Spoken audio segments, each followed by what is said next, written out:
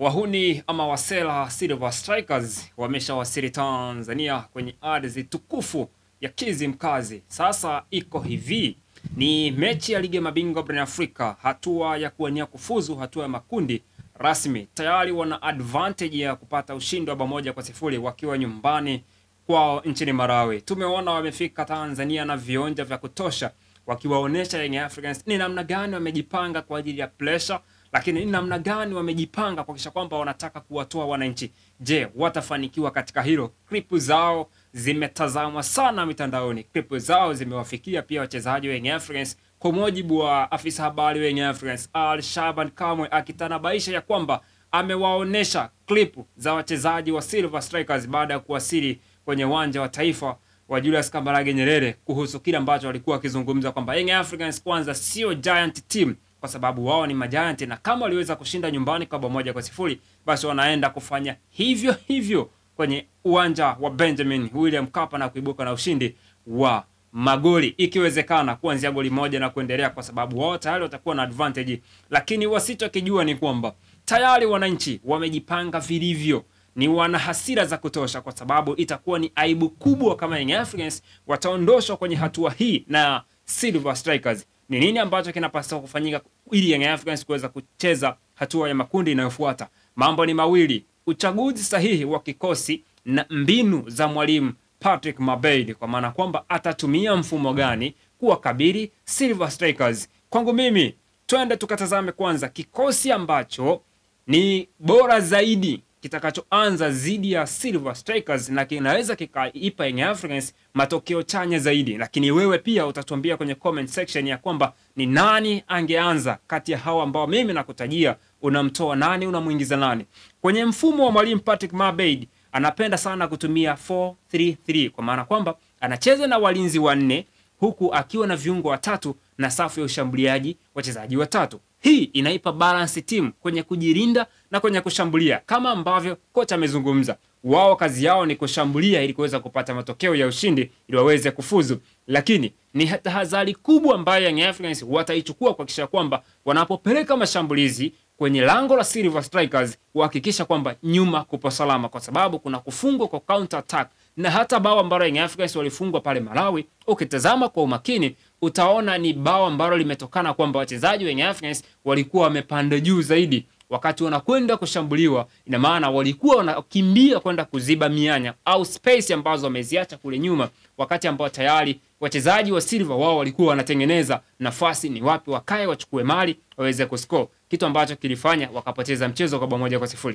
Sasa kwenye mfumo wa 4-3-3 unakupa balance ya kushambulia na unakupa balance wakati unazuia, ukiwa na wachezaji idadi nzuri katika kila eneo, kwa maana kwenye eneo lako la kujilinda, katikati kwenye kutengeneza mashambulizi, na mwisho wakati wa kushambulia. Unaanza na walinzi wanne ukiachana na Djigui Diarra. Djigui Diarra ni golikipa mzuri sana akiwa kwenye mfumo wa 4-3-3, na maana ni kama Young Africans wanakuwa wanaanza na 5-3-3, kwa maana wachezaji watano, watatu kwa watatu. Sasa wale wanne walinzi wakati tunaye Isla Patrick Mwenda upande wa kulia, kwa maana ya fullback namba 2 na namba 3. Napendelea sana kumuona Mohamed Hussein Zimbo Junior katika mechi hii, kwa sababu alafu pale katikati sasa amweke Dickson Job, big brain defender, miongoni mwa walinzi bora sana Tanzania.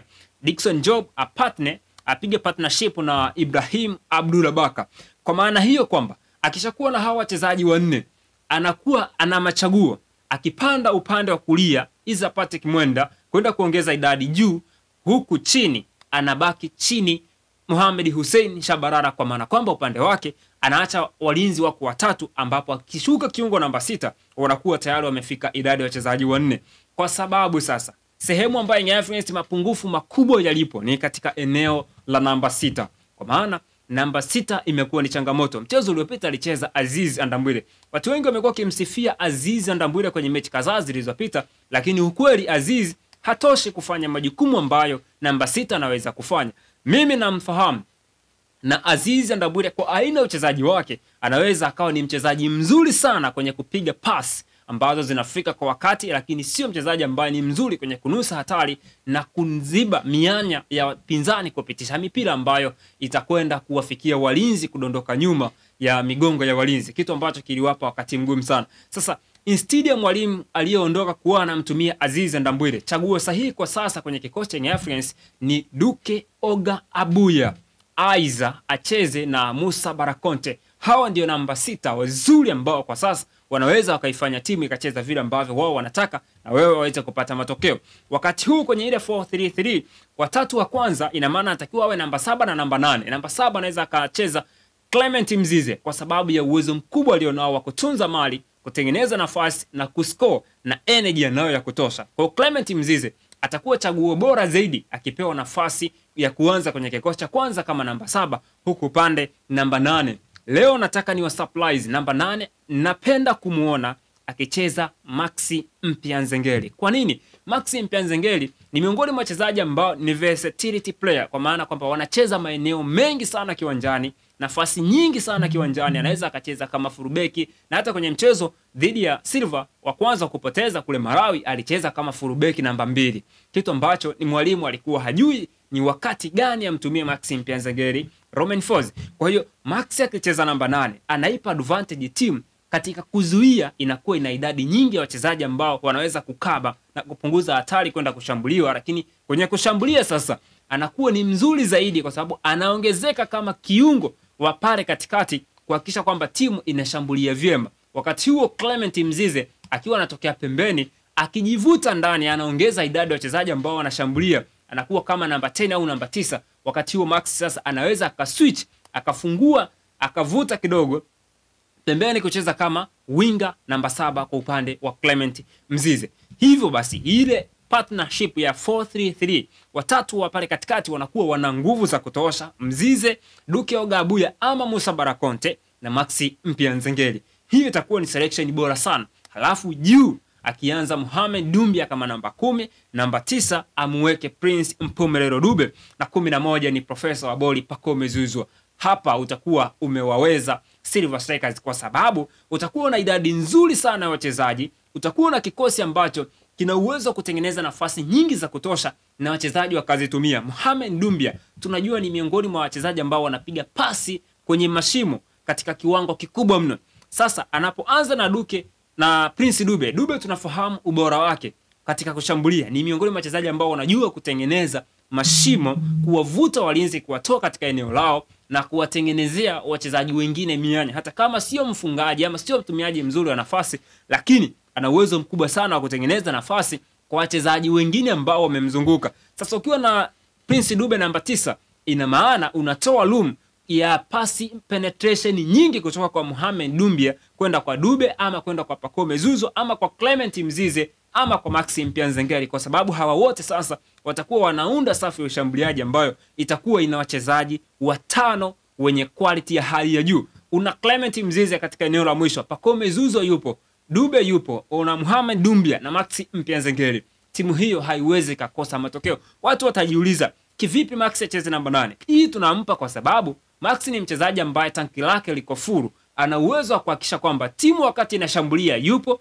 na wakati timu inashambuliwa pia anarudi kuja kuongeza kukava mashimo ya wapinzani kupitisha mipira na kuhakikisha kwamba anakuwa na idadi nzuri wakati wa kujilinda. Akipanda juu Mohamed Hussein Zimbo Junior kwa upande wa namba 3 na namba 2, akipanda Isra Patrick Mwenda, sasa anawaruhusu wale mawingback waingie ndani. Clement Mzize anazama ndani, Pacome Zouzoua anazama ndani. Akizama ndani na Maxi Mpianzengeli yupo, kuna idadi ya wachezaji watano wa Young Africans katika ile 18 yard ya mpinzani, na bado hapo pembeni kwenye mapana yupo Isra Patrick Mwenda na Mohamed Hussein Shabalala yupo, kwa maana kwamba kama ni cross ikipigwa kutoka upande wa kushoto, kulia atakuwepo kuna mtu akuipokea. Kama zitapigwa pale katikati watakuwa na idadi nzuri, kwa sababu kitu cha kwanza ambacho watu wanapaswa kufahamu ni kwamba Silver Strikers watakuwa na jukumu kubwa zaidi la kuhakikisha kwamba wanazuia mashambulizi mengi ya Young Africans kuliko wao kushambulia, kwa sababu wanayo advantage ya kupata bao moja, na uwanja wa Benjamin Mkapa si sawa na uwanja ambao walicheza. Kwa hiyo kama wataamua kupishana na Young Africans, huenda kwao ikawa ni vigumu sana kupata matokeo. Lakini wanaye kiungo ambaye aliwashangaza watu wengi kwenye mchezo uliopita wakimuita Uchizi Vunga. Sasa Uchizi Vunga anakabwa vipi? Yule anabidi akatembee na Duke Oga Abuya akiwa kama namba 6, miongoni mwa walinzi ambao ukimkabidhi mchezaji kutembea na wewe, basi hauwezi ukapata nafasi ya kutengeneza zile nafasi ambazo kwako wewe unaweza ukaona zinafaa. Mfumo pekee wa Patrick Mabeid kuibeba Young Africans ni wa kucheza na 4-3-3 ili kutoa balance kwa timu kwenye kujilinda na kwenye kushambulia. Ameweka wazi kwamba yeye anakwenda kushambulia kupata matokeo, lakini unapojitoa kwenda kushambulia ni lazima ukumbuke kwamba nyuma kuko salama, nyuma kuna watu ambao wanaweza kuzuia hatari zote. Sasa unazuia vipi? Kwa mfano unacheza mfumo wa 3-5-2 kwa maana kwamba unakuwa na wachezaji walinzi watatu, unacheza na viungo watano, alafu washambuliaji wawili.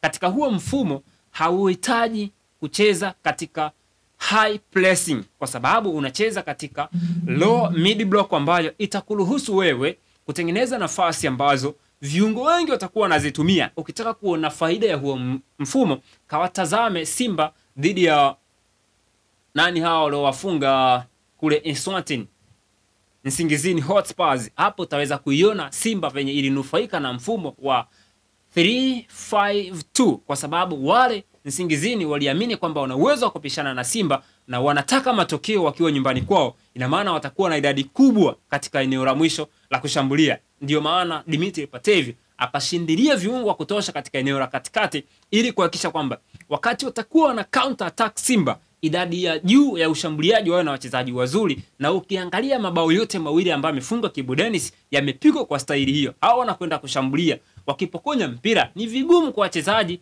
kurudi katika eneo lao kwa wakati sahihi ili waweze kuwahi kuziba kwenye ile mianya, kitu ambacho kilifanya Simba kunufaika na huo mfumo wa 3-5-2. Sasa kwa Young Africans wao wameshafungwa. Kama umeshafungwa unahitaji kupata matokeo. Kwenye mpira wa miguu unaweza kaenda kutafuta matokeo ukajikuta badala wewe kupata matokeo wewe ndio unafungwa. Sasa unafanyaje? Ni lazima uhakikisha kwamba nyuma panafungwa lakini kule mbele kuna idadi nzuri ya wachezaji wa kushambulia. Kwa hiyo mimi binafsi hicho ndo kikosi ambacho naona kitakuwa ni beta zaidi na bora kwa upande wa Young Africans kwenye mchezo wake dhidi ya Silver Strikers kwa sababu ya zile dharau ambazo wamezileta. Tunahitaji kuona wakipata wao matokeo mazuri zaidi ili kuweza kutinga hatua ya makundi ya Ligi ya Mabingwa barani Afrika.